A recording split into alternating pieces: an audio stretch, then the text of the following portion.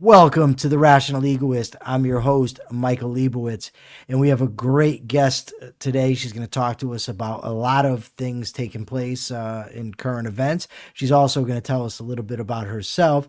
She's a fellow at the Objective Standard Institute, focusing on cultural trends and their causes and consequences. She's a graduate of MIT, and she also worked as a data analyst before transitioning to philosophy. Kiyah Willis, welcome to the show. I'm so happy to have you here. I've been trying to get you on for what seems like forever.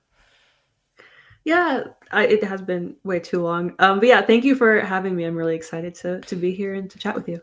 So you've got a great story. So I do want to get into some current event stuff, but before that, I want you to just introduce yourself to the audience, or at least those of the audience that don't know you already. So give us the basics. I mean, this story is just incredible. Yeah, so I guess the spark notes of my life story. I was raised very woke. I was also very religious, which is something I haven't talked about as much on here.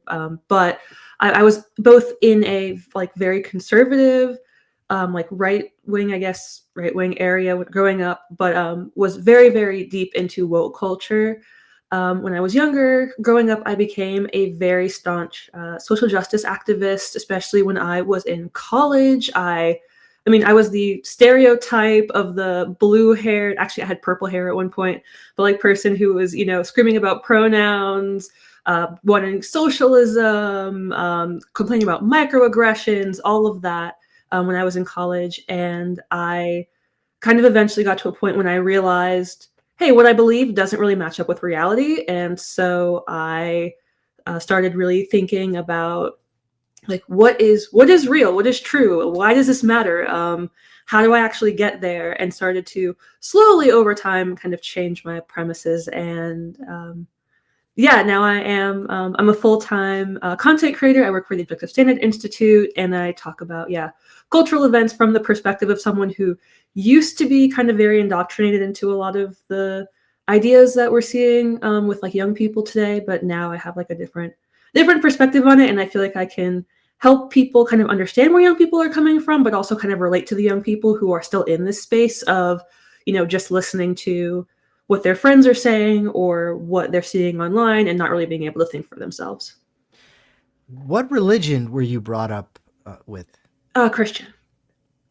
Any specific, what's the word I'm looking for? I can't, denomination?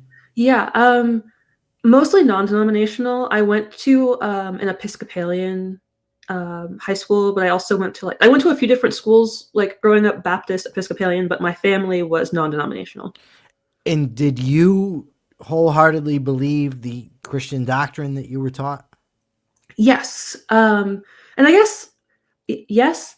It was because I grew up with, I said, a lot of like different denominations around me, and I kind of went from a few different schools, like into all the specifics of the like who is able to be baptized and all of that stuff that like different denominations disagree on. I wasn't really into that part of it, but I did fully believe that like the Bible was true. I was going to heaven. There were certain sins that, if you committed them, then you were going to hell. Like all of that, I very much did believe in.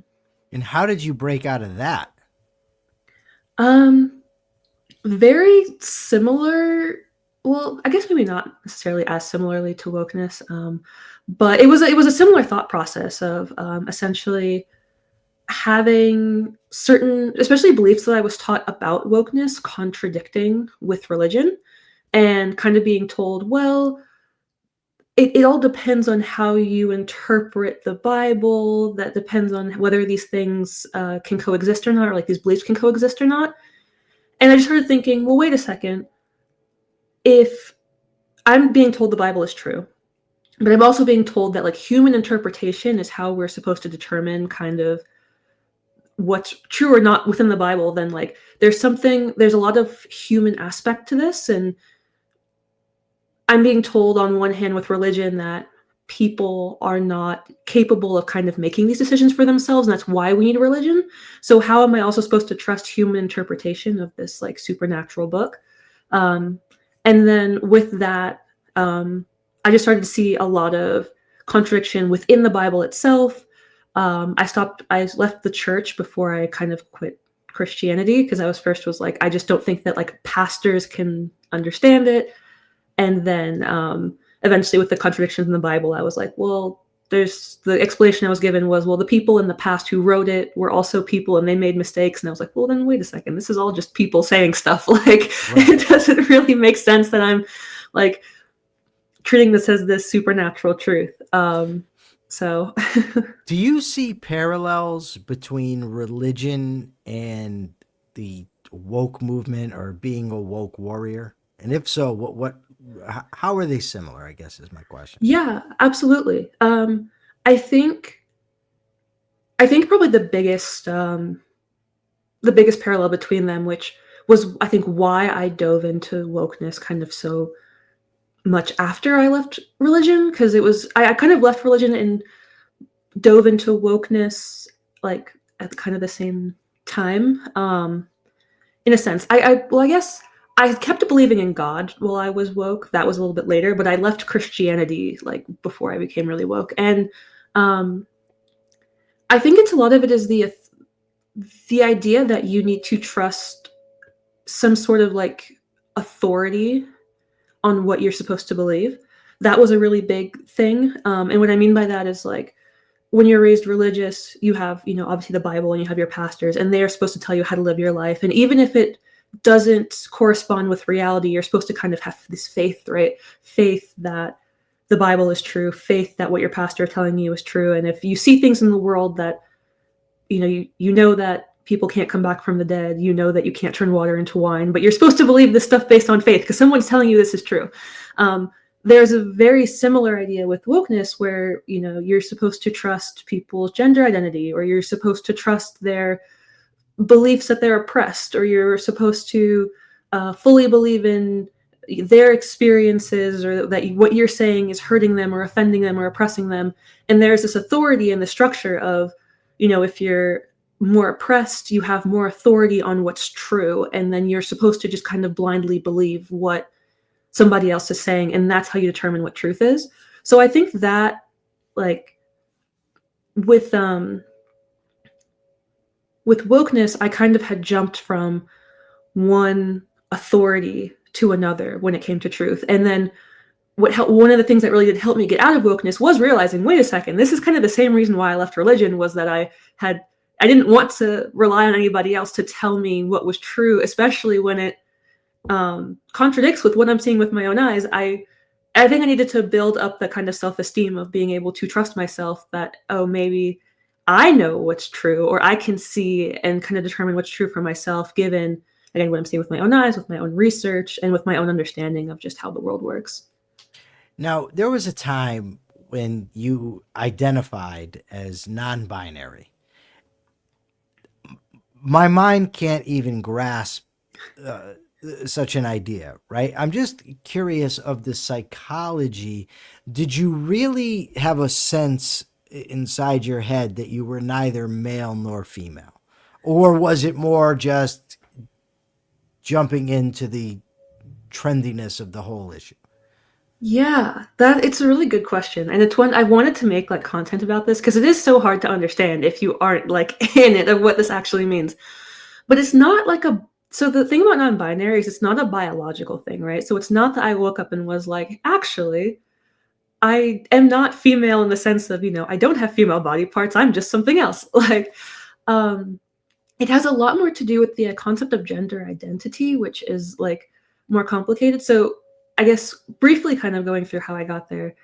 Growing up, like feminism was really big when I was younger. And feminism in the sense of like when I was growing up, I was taught um, girls can do anything boys can do.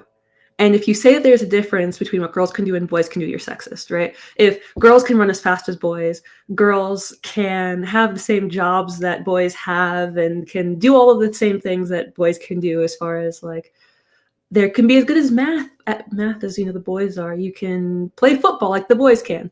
And like some of this is true and some of this is not. Like women, like intellectually, we can do a lot of the same things that men can do. I mean, there are some like small differences in our brains and the way that we interpret information and stuff, but biologically we are very different, especially when it comes to the sports aspect. And obviously like women can have babies and men cannot. So there are biological differences between men and women. But growing up, like that part of feminism was we were supposed to believe pretty much you weren't really supposed to talk about the difference between men and women because it was like reinforcing stereotypes. So even saying things like, well, women have babies and men don't or something, it was like, well, yeah, that's kind of technically true, but like you don't want it to sound like women are supposed to be mothers or that's the only thing that women can do. So you're not really supposed to focus on the differences between men and women. Really, they're all the same. And that's how we kind of liberate women from like the patriarchy and the expectations that women aren't as good as men in different areas. And so that was like a big thing was like, don't talk about the differences between men and women. Then as I got older, I started hearing more. So that was like very surface level, like feminism type of stuff. As I got older and I started getting more into the social justice realm, and I started having more serious conversations about men and women and patriarchy and more mostly in like high school, I believe, with people around me and with some of the like DEI stuff that I was involved in. There was more of this idea of defining women not by biology but by experiences. And so it was like, well, what really you can't really say that again that women all have kids because then you're like excluding women who maybe are infertile or who choose not to have kids from like what the experience of womanhood. And so you have to then like define how do you define what a woman is? And this is like the question, right? What is a woman? Matt Walsh's like documentary. Well, the idea was like you identify women and define women by the experience of sexism. And it was like, that's the one thing that all women have in common. It's not having kids. It's not, these biological differences. It's that all women are oppressed under the patriarchy. And so when you start to define woman by like this experience or by like a social construct, as they say, then you can have this idea that kind of comes around that like, well, maybe some like men actually can identify with this experience of being a woman because they have these struggles under patriarchy. Or some women can identify with the experience of men if they don't feel like they are oppressed under the patriarchy. And that the difference between men and women stops being biological and it starts being this very subjective, feeling based. How do I feel like I experience the world in the like oppressed system that feminism like defines the country to being? And then non-binary, this is kind of complicated. I'm sorry if I'm like going on a No, tangent. it's fantastic. Okay. But yeah, so then non-binary is people who feel like they're experiencing some sort of oppression under the patriarchy, but it is not the same experience as woman. So it's like you have these different, what they call like self-identity groups, but it's based on how you feel like you are connected to the oppressive system. So that was when I identified as non-binary. It was like I was raised female. When I was younger, I was like a tomboy. And so they were experiences that I had where, and especially being raised back to like, I raised in a pretty conservative area where people were telling me like, oh, you're like weird. You're not really like acting like a proper woman, or I guess a girl at the time, because I was into like Star Wars and superheroes and I played a lot of basketball. And so it was like, okay, with this definition I was kind of told about gender, I knew that I was oppressed, quote unquote, because I had had these experiences of people telling me that I was like, because I was a girl and I was being treated kind of differently because I was a girl, but then it wasn't the same as the other girls who were more feminine. So it was like, okay, well, because I have this experience, that's not the typical woman experience, but it's always also not the male experience, I must be non-binary. And that was like my mindset at the time. There's so much I want to ask about this. The first thing is much of the argumentation that takes place against woke or against the idea of non-binary doesn't address anything No. about what you just said. It just Mhm. says, oh, that's stupid. They don't actually understand even what they're arguing against, which allows the very ideas to thrive because nobody's contesting them. But it seems to me that there's two separate domains that are often conflated. One is the idea that somebody can have an experience, a psychological, physical, emotional experience that they are born the wrong sex. So a child may say, or may already be acting like a member of the opposite sex, may be experiencing reality as a member of the opposite sex, grows up and says, I identify not with the body I was born in, but in the other body. That's one sense. Then there's this intellectual pursuit that's rooted in the idea of oppressor oppressed. It has nothing to do with biology. It's everything to do with social experience. And then through that filter, you end up saying, well, I'm non binary. It's a social position, not the same as somebody who feels they're in the wrong body. Does that make sense to you so far?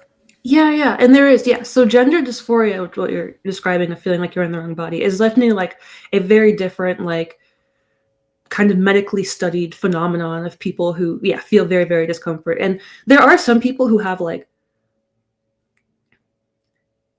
both in a sense, like they have the intellectual, and then they either do have some form of gender dysphoria, or what I saw, and even with myself, was like the intellectual, like, belief in the ideology almost caused discomfort in your body that you wouldn't otherwise have, because you start to believe, oh, I'm actually not a woman, I'm non-binary, and then you start to feel uncomfortable with your body because your mental, like your belief about what you are, it doesn't match your like intellectual idea of what, yeah, or what you physically are doesn't match like your intellectual idea of what you are, and that's like very different than the medical like form that comes no matter But what. it's similar in that you're now having a dysphoria, but it's the opposite Yeah, because your actual real biological sex is diverging from the intellectual conclusion that you've come to as non binary. yeah.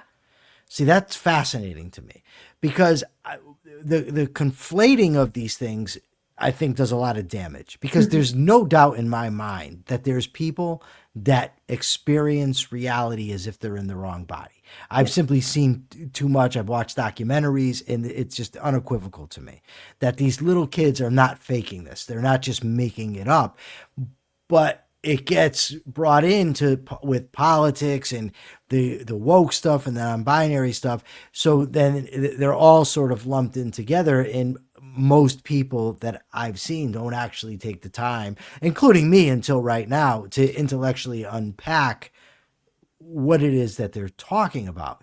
yeah. But when you are criticizing the woke movement, the social justice movement, you're not even talking about people that just have gender dysphoria or just feel as if they're in the born the wrong sex. That's not where your criticism is directed. Am I right about that? I don't want to put words in your mouth. I just the sense that I'm getting. Oh yeah, no, absolutely. I've done a few, especially when I first started doing like social media stuff. I did a lot of interviews with people who were like trans and had gone through like medical transitions, and we were trying to kind of sort out the difference and being like, there's a very big difference between somebody who just, goes through the medical process of, presenting as the opposite sex or the sex that they feel more comfortable with, and just is living their life, versus the people who are like screaming about pronouns that just have blue hair. Like those are two very Right. different things. And the people who are screaming about pronouns who have blue hair are making it a lot harder for the people who actually have, this diagnosable real, like, um, and pretty terrible from what I heard people talking about, like the experience of having real gender dysphoria. The woke people are making it harder for them to get the treatment, the help, that they need, because we are conflating, like you said, this like kind of not real ideology, um, with this, yeah, very real, like treatable situation. So While you were in this movement and afterwards, have you looked into the prevalence of surgeries for minors? Because I constantly hear about it. There's these horrible surgeries, they're doing them to the kids. But whenever I actually look into it, the sources that I find say, no, it's so rare. I don't think it should ever happen. But I also think that there's a tendency for people with an agenda to blow things out of proportion to make it seem more than it is. Is there a high prevalence of kids that are being surgically transitioned? I mean, I guess it depends on what you mean by high prevalence. Like, it's not like 50% of kids, right? Like, it's, I mean, it is a small number, but there definitely has been a surge over the years of puberty blockers specifically. But that's Which is, different. See, that's not what I'm talking. I do want to talk about that, but oh, I'm yeah, yeah. talking specifically surgery. Yeah, so you can get surgeries in a lot of places, especially top surgeries, I think as young as 16.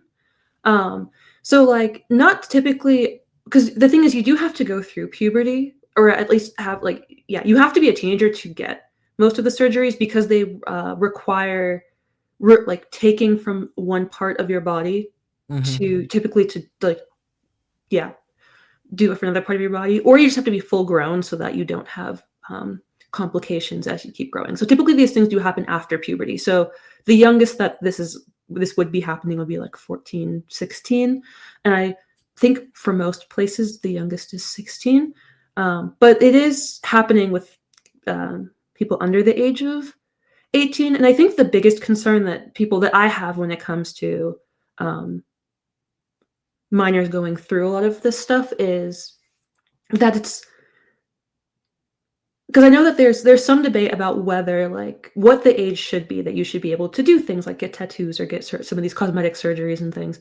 Um, and I mean all across the board, like whether should you be able to get like a nose job when you're 15, 16. But the bigger issue for me is that doctors are not being transparent about what these surgeries actually are and the realities of with puberty blockers and with surgeries that these things are non-reversible. These things will impact your ability to have kids, to if you're like a woman, to breastfeed your kids, if you have top surgery and stuff, that type of stuff. And I mean, maybe things are different like right now today, but for a very long time, the realities of the kind of consequences of these surgeries was not being um, communicated to parents and to the kids so they can make informed decisions about these things.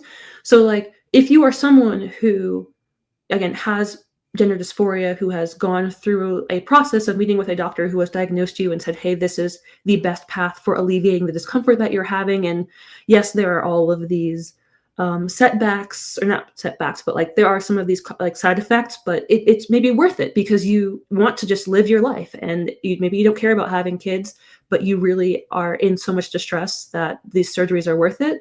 Like that's kind of one situation. But when you have doctors who are telling parents, um, yeah, your kid is identifying as, um, a boy, but they're born a girl. We don't really have any process to see if there is gender dysphoria. We're just going by gender identity.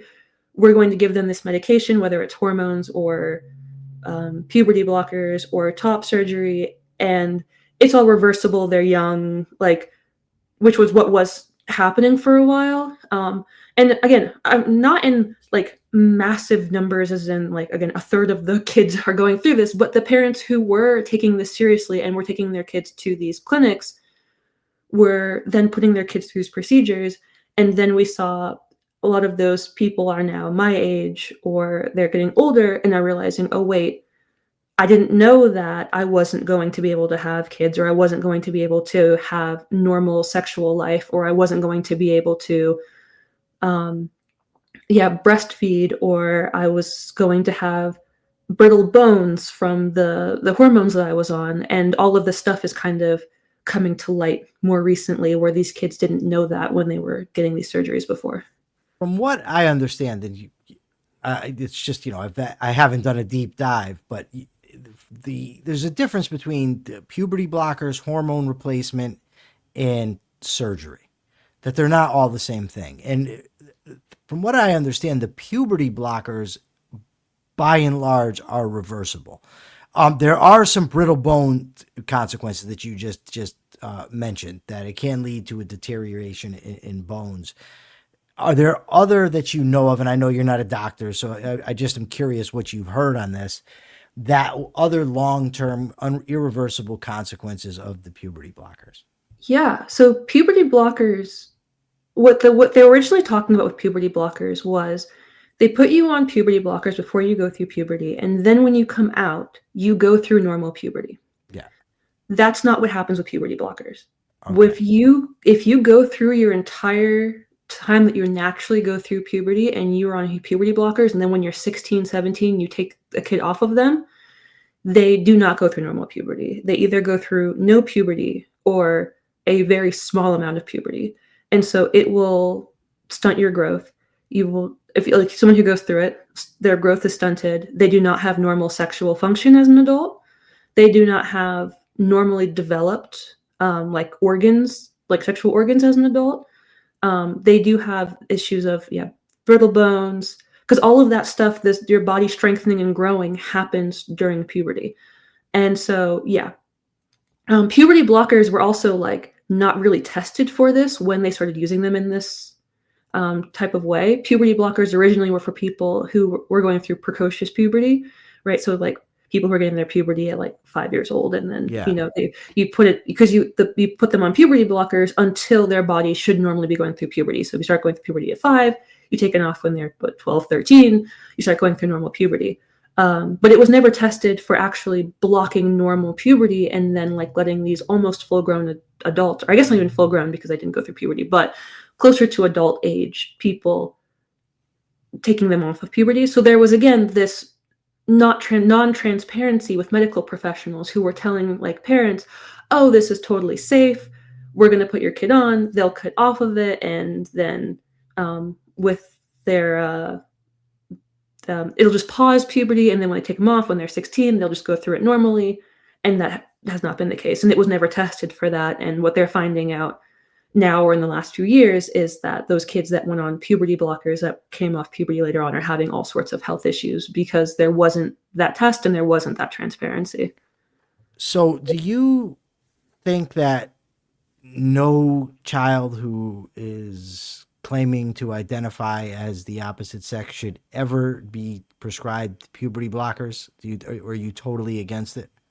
I am totally against puberty blockers because I think that the thing about gender dysphoria, if we're talking about, the people who really like deal with this No, hold on one second. I just want to be clear. So when you say you're against it, you think it should be illegal? I think illegal is,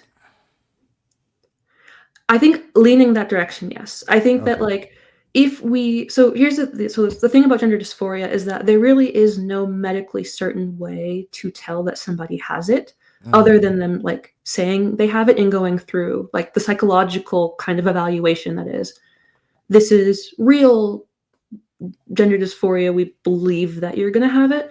The thing about a lot of kids that like when they're younger and they believe that they have like gender dysphoria is a lot of them end up growing out of it after they go through puberty. And so like a lot of people who have gender dysphoria when they're younger, it's really just because they're like gay, or like for other, especially now with like, you don't have to whisper gay like well, and especially now with all of the indoctrination and stuff, you have kids who believe it just because it's what their teachers are telling them in school, right? And so when you have so many kids who do really believe it when they're younger, but then they grow up and it really is just more anxiety about puberty, or they start going through puberty and start panicking, and then they grow up and they become adults and they no longer have it. And there is no way to tell by like, I don't know, doing an MRI and seeing like, oh, this is a kid who has it or who doesn't have it. I think that like, unless we have better ways to sort out, and that's why I say like illegal, maybe not, but I think that right now, while there is no way of sorting out who actually has gender dysphoria and which kids are just honestly like confused. Um, I think that it is best to lean on the side of caution because kids can't make those sorts of rational decisions that they can when they're adults. And when you're an adult, you can say, okay, I have decided that this is the path I want to go down. Whether you actually have diagnosable, gender dysphoria, or you just want to take hormones and stuff because they might be people who just want to. But you can at least make that decision of this is how I want to treat this, because even for adults, like not every adult who has gender dysphoria wants to go down the medical route as well, and some people decide on different ways to manage it. But I think that when it comes to kids, because they can't make the decision for themselves, because a lot of them don't even really understand what is happening with their discomfort with their bodies and don't understand the repercussions, because there are like serious long-term repercussions to these types of treatments that they should not be given to kids.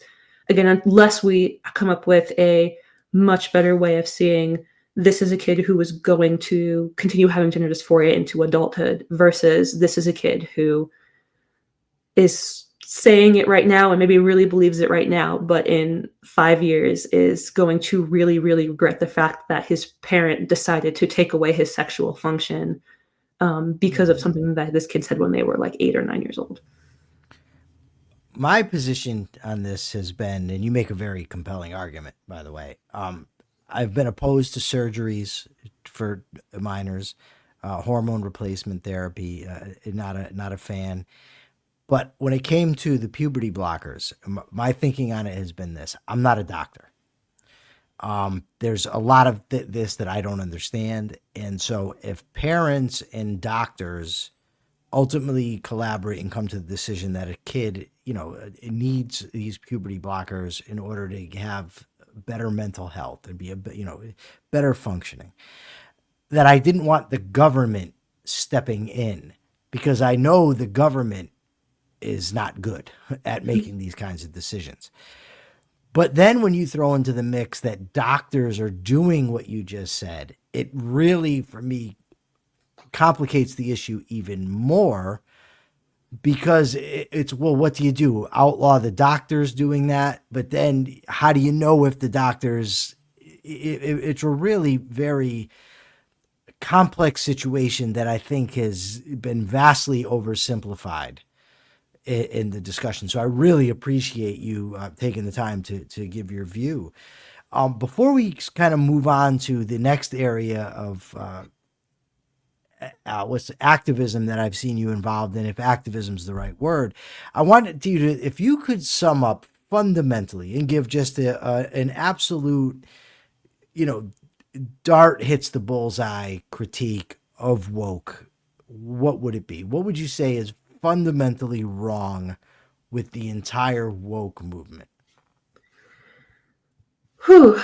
The biggest issue with the woke movement, I think, is what I kind of opened up with when we were talking about my story in the past. It's that people don't care about what's true necessarily in the objective sense. That is like the biggest issue with the woke movement. It is not a goal of trying to find objective truth. It is a goal of trying to make people feel better about their experiences. And when you are trying to make people feel better about their experiences over objective truth, you end up,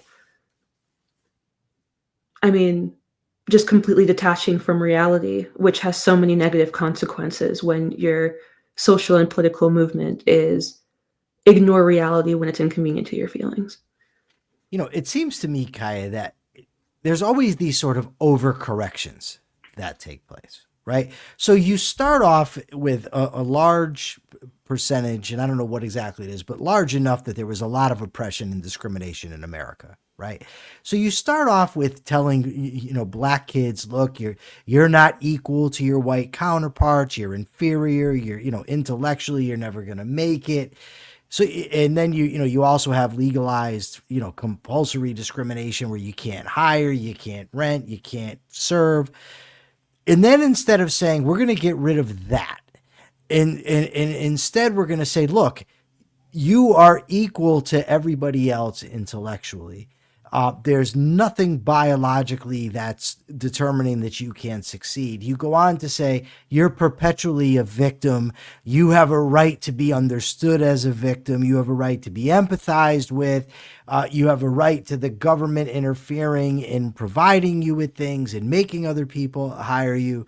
And in that, in turn, then builds resentment, which then leads to, I think, what we're going to get to next, which is the what's been called the woke right. I don't know if that's a good name for it, but we're going to talk about it. But in your experience, especially, like, I had a good friend of mine, and he used to tell me that I will never understand what it was like to grow up as a black male in America. He's a black guy. And I said, that's fine. But there's nothing about that then justifies the government forcing me to do things in order to rectify the fact that I'm not going to understand it. But you bring obviously I mean, you're hitting a lot of the intersectionality, points here.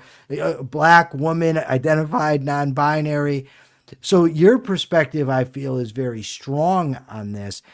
Am I way off base with my idea of the sort of overcorrecting dynamic that takes place? Or rather, not am I wrong? Do you think I'm wrong? In your judgment, am I wrong?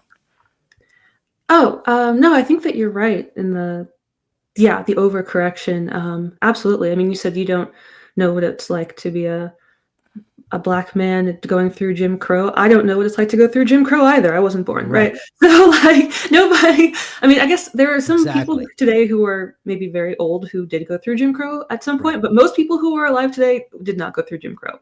Yes. I was never legally discriminated against. I was never told I couldn't go to certain restaurants and things. And so yeah, absolutely the idea that anybody today, or I guess again, maybe not anybody, because maybe there are some very old people who were maybe involved in passing laws back then, who maybe we should not be so nice to. But for most people, who are under, especially if you're under the age of like what 60, or you weren't even alive then, so there's absolutely no reason that anyone should be like held responsible for any of the stuff that happened in the past if they weren't even there for it.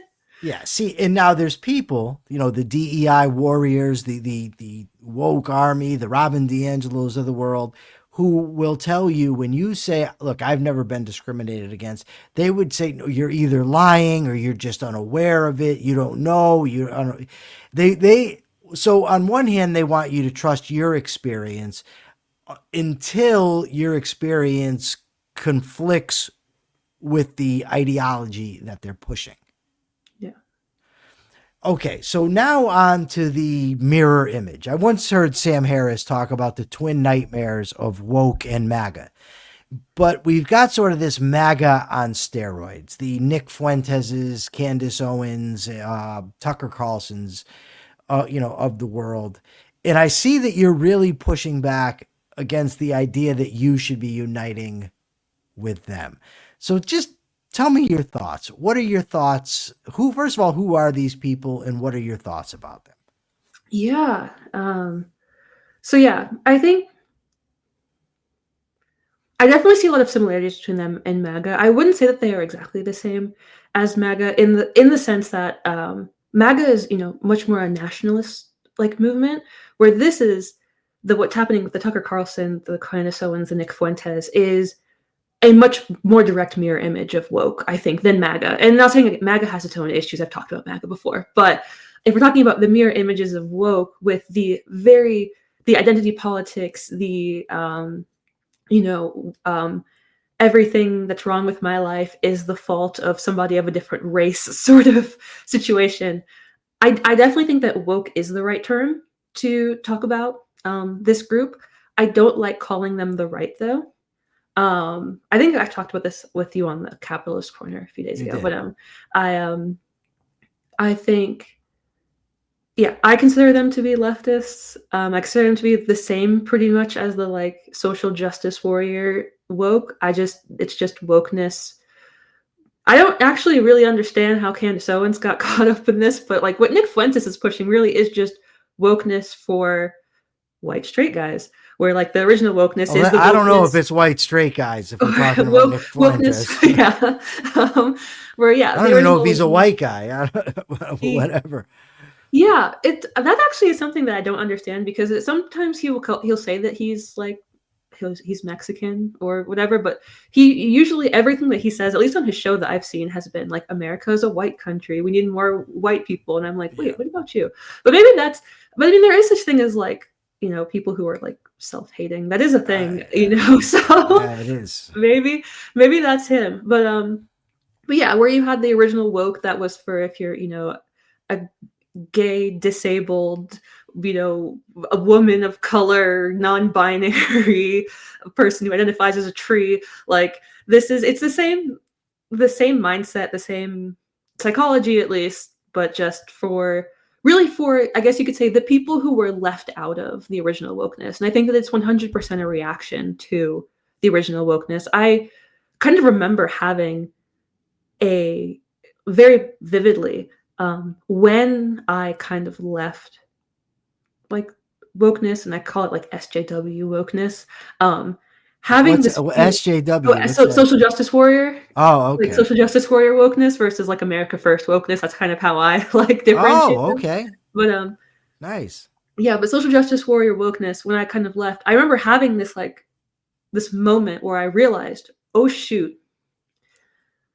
So we've been telling, and we, because at the time I was included, like we have been telling white people, straight people, men, that they are evil just for existing. Like, and I knew a lot of white straight men who were part of the woke, like social justice warrior woke movement, who were considered themselves allies, and a lot of them had honestly like such low self-esteem. Like there was constantly being a white straight male ally to that movement meant that you constantly had to be apologizing for being a white guy. You had to constantly talk about how you were oppressing people. You had to be quiet and let the women in the room speak. Like there were all of these rules of how you had to operate, and you weren't really allowed to take up any space or like say what you thought or what you meant.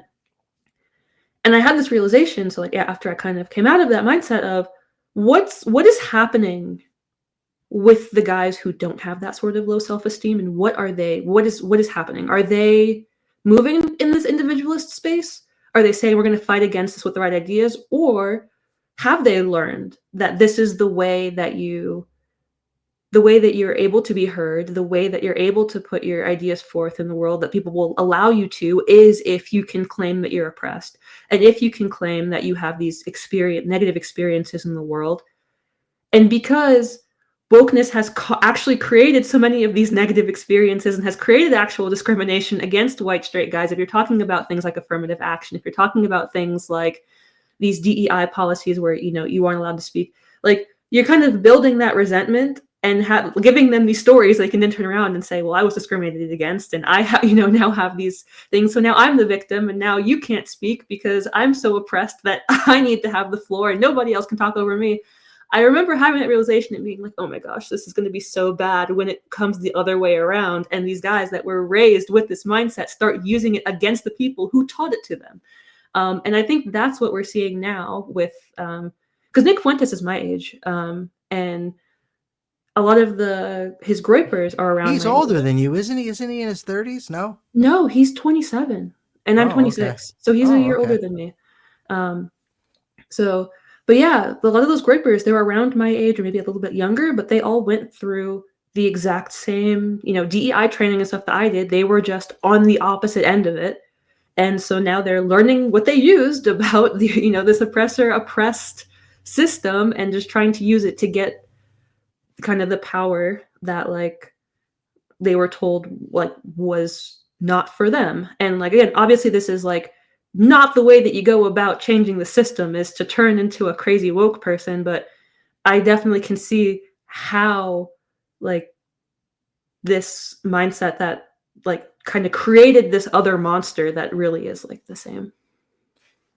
So, what made you decide that you needed to criticize these people or address these people that you do on social media? Why did you think that was important to do?